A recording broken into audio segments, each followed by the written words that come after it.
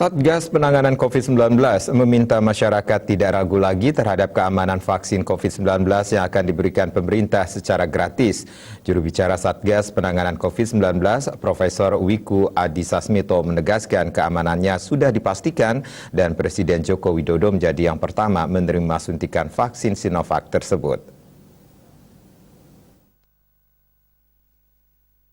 Untuk vaksin Sinovac, Badan Pengawas Obat dan Makanan (POM) telah mengeluarkan sertifikasi Emergency Use of Authorization dan sertifikasi halal dari Majelis Ulama Indonesia (MUI) berdasarkan Fatwa Nomor 2 Tahun 2021.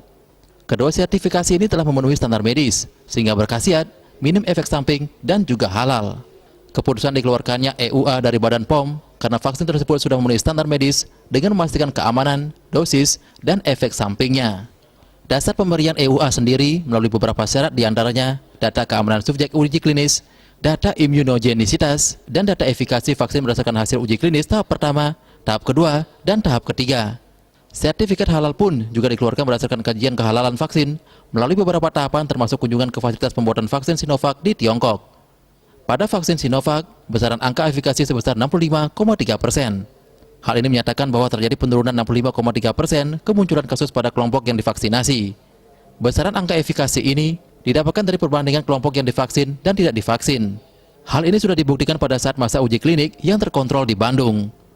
Untuk itu, Wiku meminta masyarakat tidak perlu ragu terhadap efektivitas vaksin karena standar efikasi vaksin telah melampaui standar minimal yang ditetapkan sebesar 50%.